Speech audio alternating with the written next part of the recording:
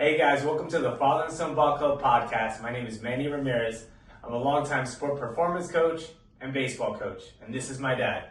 Hi, my name is Stock Ramirez. I'm a baseball lifer.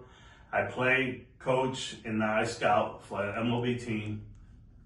And on today's episode, we're going to talk about coaches versus parents' priorities, how you're going to get your coach to buy into your kid. All right, so we're going to start with a question. And so the question is, you were a parent. Yes, I was. So what were some of the challenges you faced when I was growing up playing? And what are maybe some of the challenges parents go through today with trying to get their coach to buy into their kid? Well, one of the challenges I faced with you was making you realize that playing time was more important as choosing a big name school, playing for a big travel program, and understanding that you have to develop in order for you to have an opportunity to have a chance to play at that level. And as parents, we sometimes do a disservice because we want to please our kids and not being understanding of what they really need or not knowing what they really need actually hurts the kid instead of helping the kid. Right. Yeah, because we see even now, kids will try to be on the best team versus the team that gives them the best opportunity. Right. Which is very different. Exactly. And my thing is, you have to play. In order for you to get better, you have to play. Not only you have to play, but you also have to take time to develop.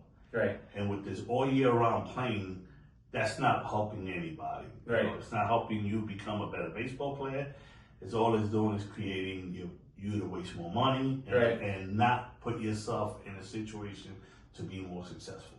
Right. I think too, like that's a good way to actually have your kid go through some overuse injuries because you're not really resting. You're not letting the body actually grow, get stronger, to able to endure all the playing that you actually try to get your kid to go through. Right. And that's a big fair point that you just made. And people think if you play and just continue to play, it's like a car. You don't put high octane gas, it breaks down. If you don't take care of the motor, it breaks down. And we have to treat our bodies the same way because eventually it's going to break down and it can cause a major injury, and not allow us to perform at the highest level we're capable of wanting to perform. Right, and injuries are very bad because we don't want to take time away from the field or even time from developing if it's not also on the field, because whether it's in the weight room or certain skills that we specifically want to develop, getting injured definitely negates any development in those areas. Actually, not only negates it, it hurts you, sets you back. Right. Because the stuff that you learn and you're trying to get better at, you don't have that time to get those reps to continue to polish that situation. Right, you lost the time. You just lost the time. Yeah, exactly. Right. And now you're hurting yourself. So when you come back from that injury, you have to start again, all over again. Right. Because you go through being rusty. And all the things you were learning, you probably forgot. Yeah, because our body's a creature of habits. Right. And the more we do something, the more we are able to continue to do it and create new habits. Right. And that's very important, which we don't really take into consideration as parents that don't follow the game or don't know the game to the level that they're supposed to if they inspire their kids to play at these so-called D1 schools or big baseball programs. Right, organizations, stuff like that.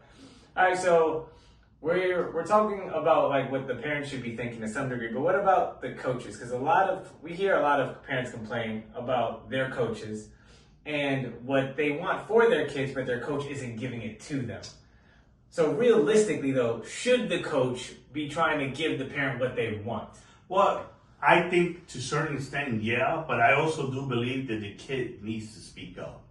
I think in a respectful manner, he should address the coach and ask the coach, what can I do to help the team win? How can I become more valuable asset to the team? Right. And if you incorporate that aspect of as far as what you want and coming across like you're the one who wants and needs, then the coach is more than likely is going to be more receptive to the point to want to help you and want to give you that chance.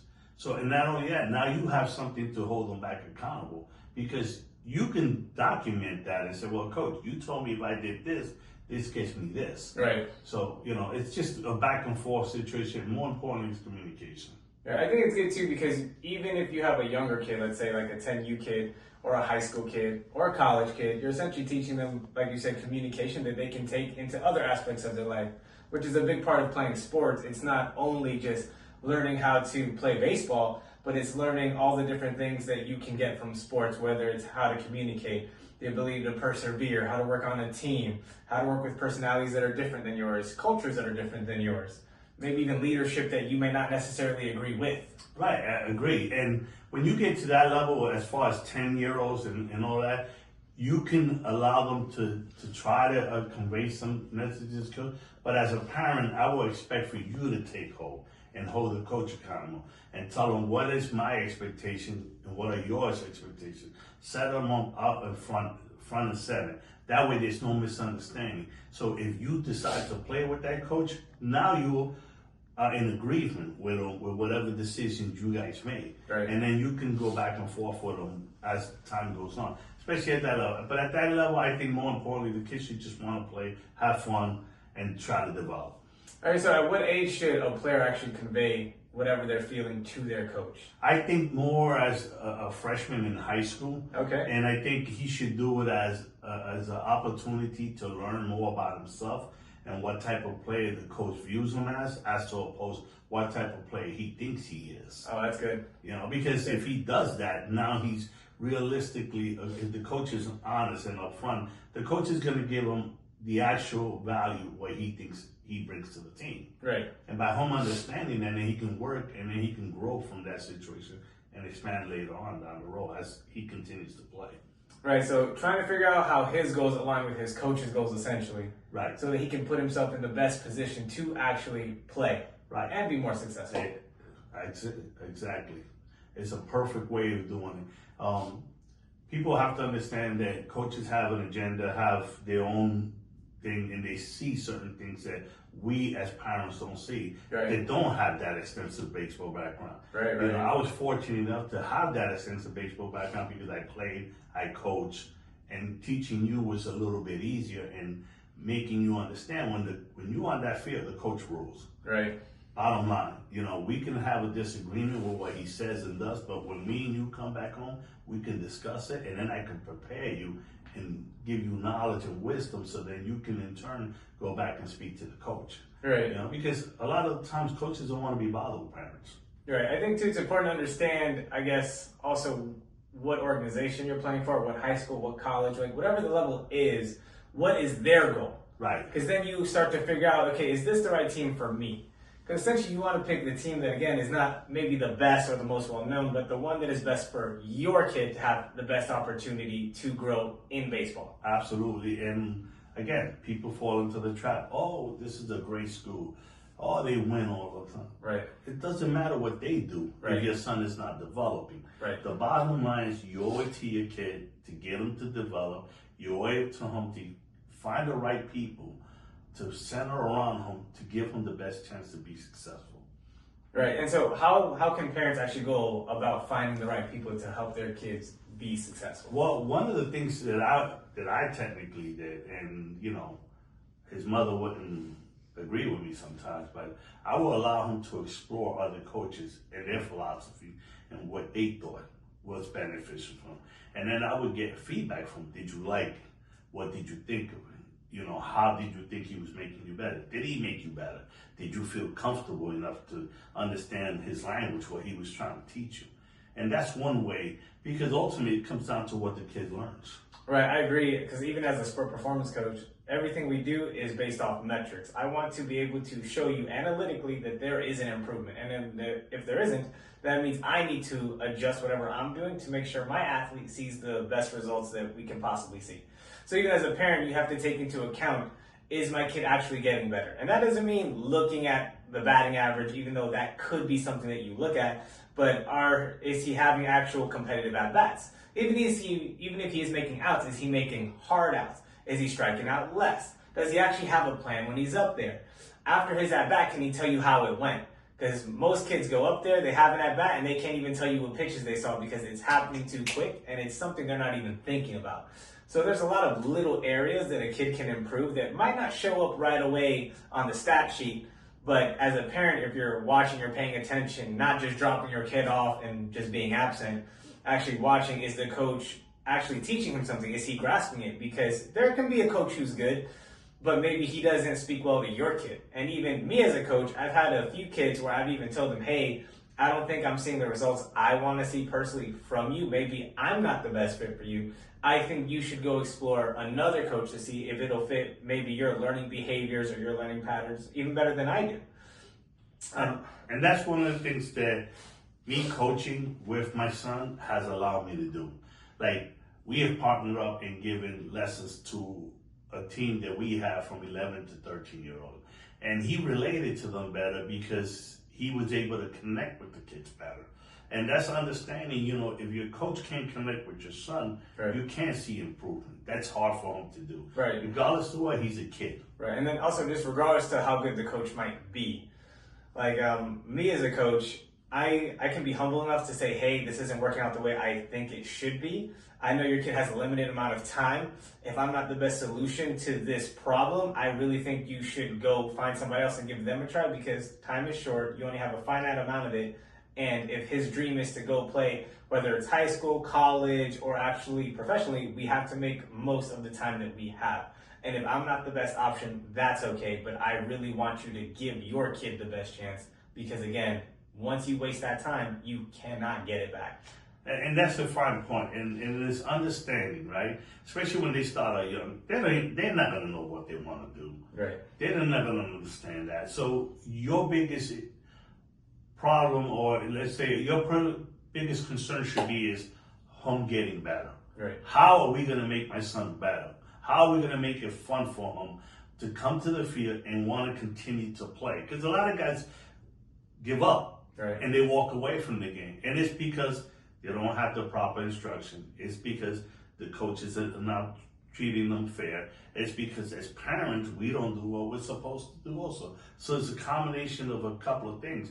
And we have to understand that we have to hold our son accountable, ourselves accountable, as we hold our kid accountable and we hold the coaches accountable. It's easy to point the finger. Right. Understand that. It's easy to point the finger. It's not about pointing the finger. It's about understanding that your kid needs to develop and what you're going to do for him to develop. Right. I think also understanding, like I stressed it out before, but I want to stress out again, the window that you have to help your kid get better. And understanding what's not working and understanding what's not working quickly. Especially if he gets to higher levels of play, whether it's high school or college.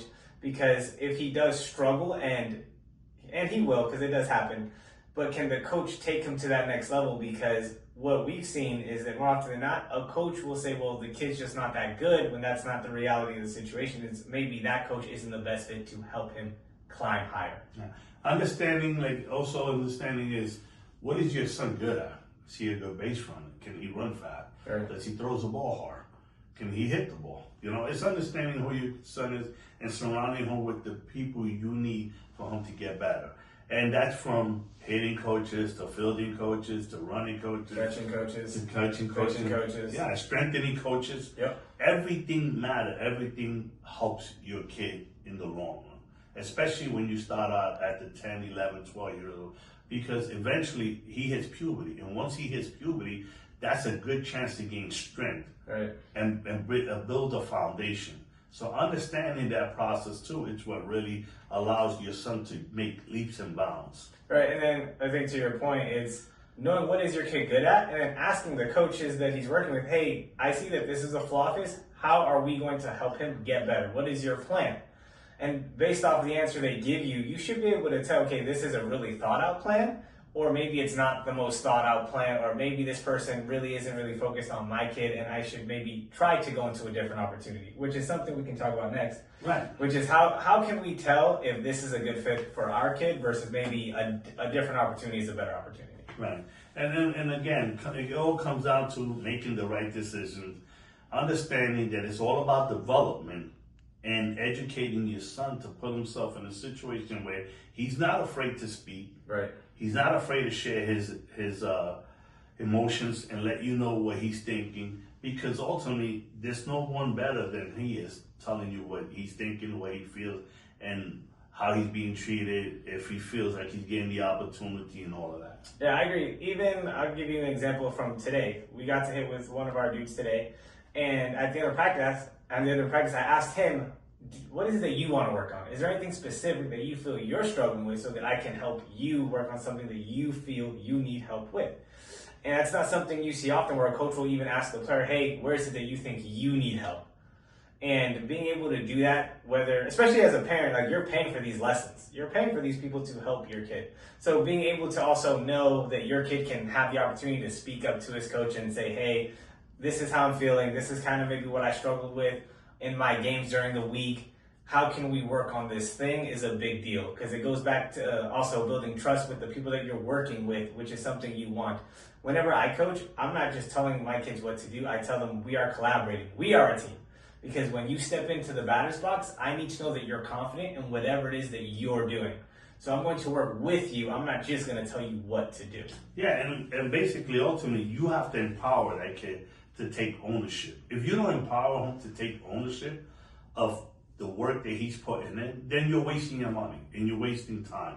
Right. And that's something that, you know what, at the end of the day, no one benefits from. You know, only the guy that is, you know, they're making the money and all. And then you want to then discredit him because your son didn't put in the work or didn't do what he was supposed to. You didn't hold him accountable and all. So, or the communication wasn't good. Right, the communication wasn't good. And when in reality, when in reality, he tried to give you his best. So like I said, it all comes down to incorporating a situation where you're able to get feedback and give feedback, and then the kid also has to understand that it's his responsibility, you know, to do his part too.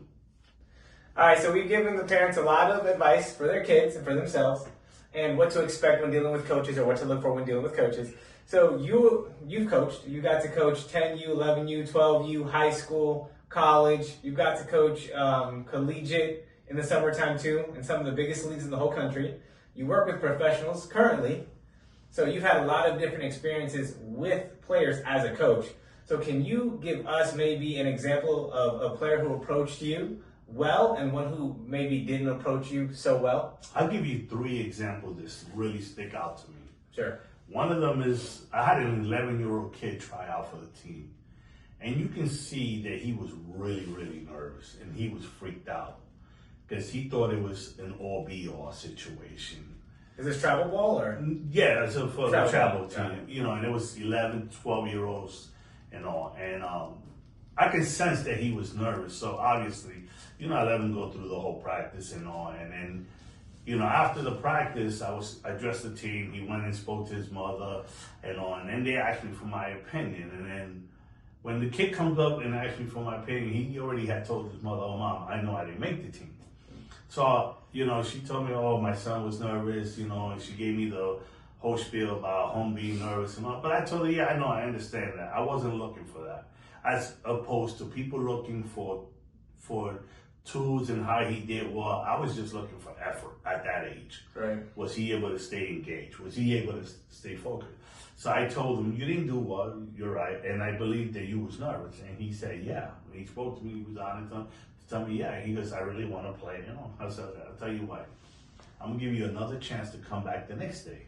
The next time we have practice, come back out here. If you promise me that you give me the same effort and just be relaxed and have fun, you'll play on the team." You know, and he did that. So it was rewarding to me and to the kid. And actually, you know, he turned out to be okay. You know, he turned out to be a kid that just, you know, held his own with the other kid because he was a little smaller, on the small side.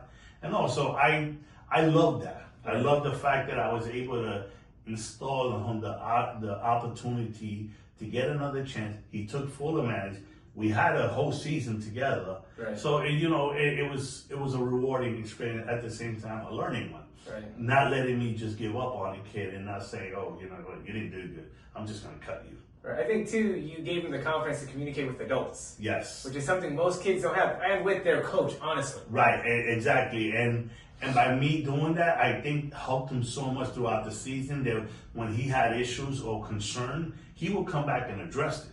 So that was really fun. Another scenario I had was, I had a kid that would travel down from West Palm Beach, and he would actually come to pay me. Okay. And Yeah. Well, So- what level was this kid? This kid was a college kid. Okay. And we built a really good relationship, and he was, tearing it up, started doing really well, started gaining interest from professional scouts and all. And I was coaching at that time in the summer collegiate league called the Valley League. And he asked me, hey, you think you can get me on the team? I go, I'm pretty much set, but if spots open up, I'll get it to you. Now, really quick though, Yeah. like what kind of players play at this college league? What is the level of player? Well, mostly at that time when I was coaching, it was mainly D1 guys. Okay. That time was a really, really tough competitive league. You were facing guys that were throwing 90 plus. And this was 2014, 13, around that time. It was a wood bat league. Wood bat league, yeah. You had highly competitive individuals and all. But, since I knew the kid and I thought he had enough talent that he would be able to do well, I said, yeah. And he was a good kid, so I figured I'd give him a shot, What's the worst thing can happen? Right.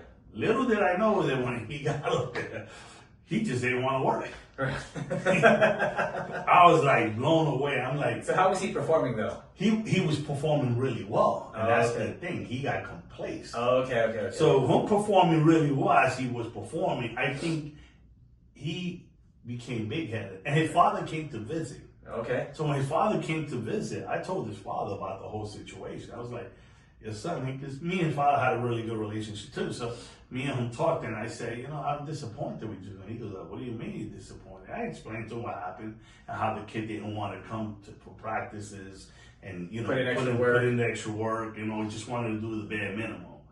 But it's crazy because we finished the league. He wound up being an all-star in the league that year, which is pretty awesome. Yeah, great. Yeah, and highly competitive league and all. And he had even more interest.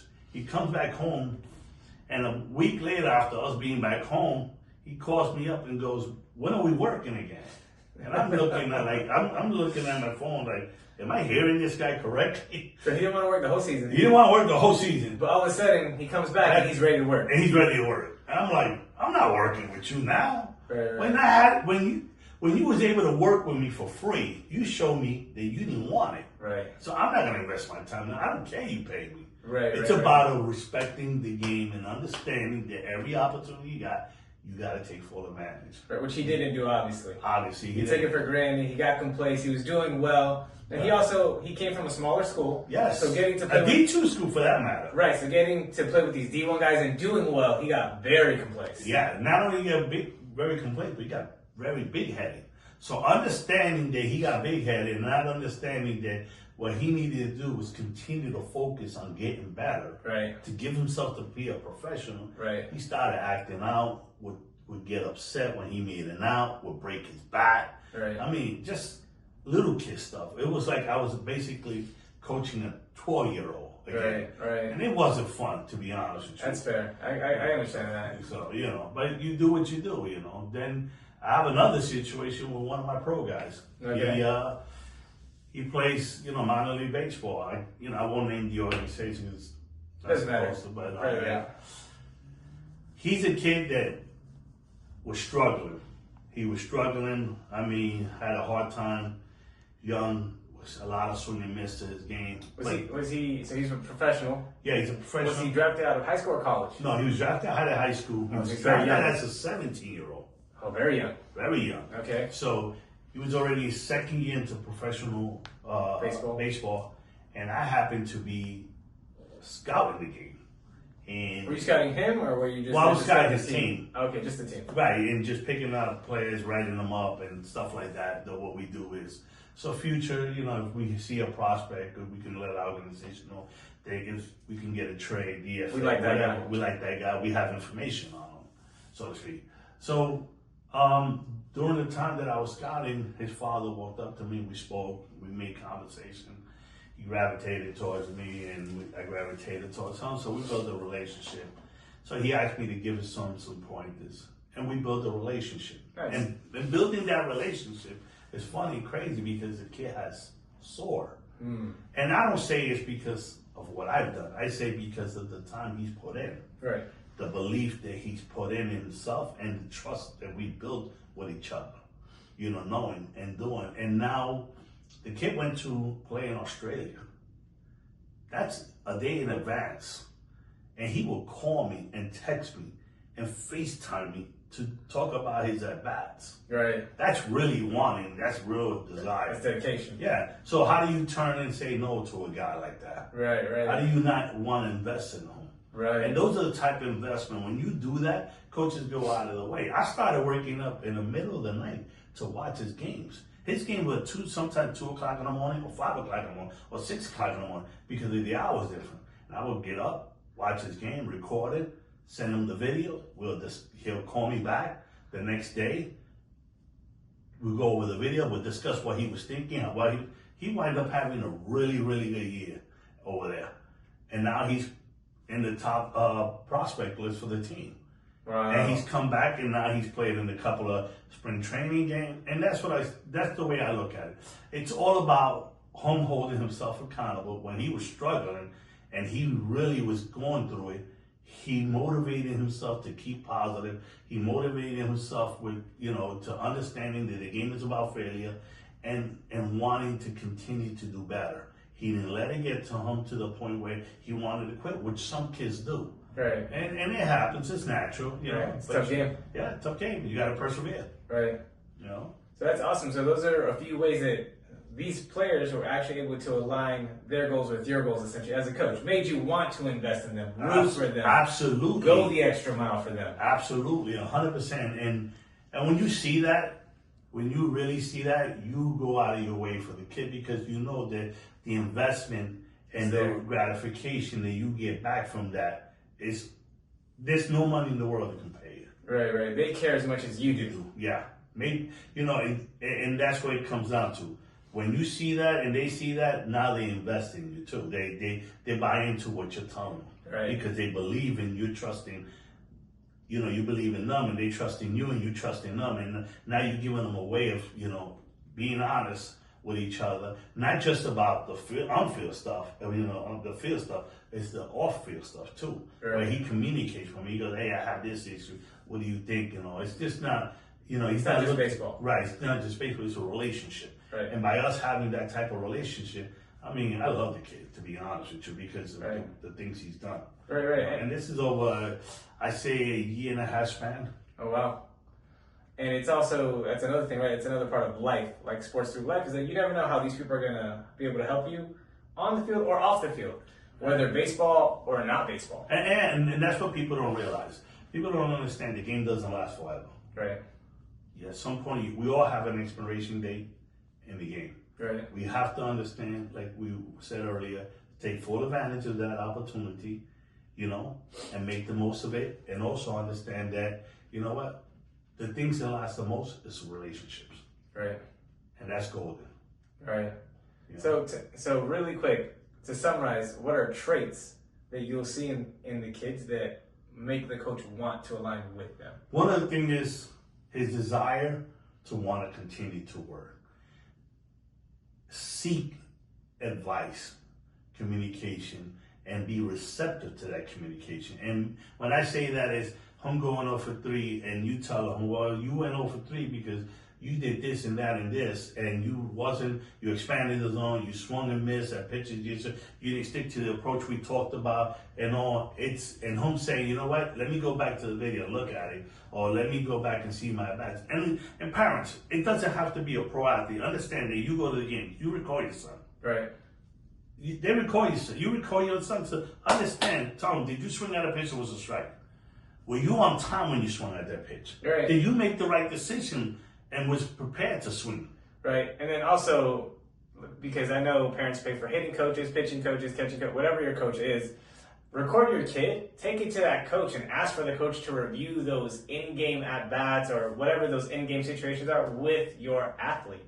That's part of also learning the game. It's not just whatever the drills are doing that day, but how can that coach help fix whatever problems your kid is facing in the game, even if they're not a part of the game. Right, and that's a great point, because understanding, right, the coach is not there. So he's not seeing body expression. Right. He's not seeing the actual pitch. He's not seeing in what type of environment he was in, what type of game scenario. But by you exposing and showing the coach, now you're holding him accountable too. Also, now you're informing, giving him more information to help your kid. Right. And that's valuable. When parents do that and kids do that for me, and I tell them, I hold them accountable. You don't call me, you don't send me video, then don't bother me. I sometimes give them timeouts, meaning when I say timeouts, I go, I won't work with you today because you didn't do your part of it. Right, you're not respecting my time, your own time. Exactly, or your parents' time for the money they're investing. Exactly. So it's all about everything. You have to understand that with every action, there's a reaction. Right. And understanding that it's only going to help you and your kid become better people. Right, exactly. And that's a big part of what we're doing. It's not just baseball, it's just being better humans. Yeah, absolutely. Agree. Right, so that's what we do here. We build better baseball players, but we also build better men. Yeah. And overall, if you're ready to have that serious discussion with your kids and your coaches, you'll put your kid in the right situation to be more successful. Right, and worst case scenario, if you don't feel that the coach is being receptive, you also know, hey, maybe this isn't the right coach for my kid. Right. And most of the time, most coaches accept that, unless they're not really knowledgeable of the game and they don't understand and they don't really know. Then they're gonna be a little, so gonna say, oh, just I don't have time, this and that, and that's where you have to part ways and go the other way. It's not about taking 50,000 swing. It's about taking quality swing. It's about taking quality ground balls. It's about working on stuff that is gonna make your son better for the next day. Right. All right, guys. This has been episode 1 of the Father and Son Ball Club. We hope we've given you all the advice you need to help your kid become a better baseball player and a better human. And you can go ahead and come join us in our school community. It's free. Feel free to ask us questions, and we'll see you next time.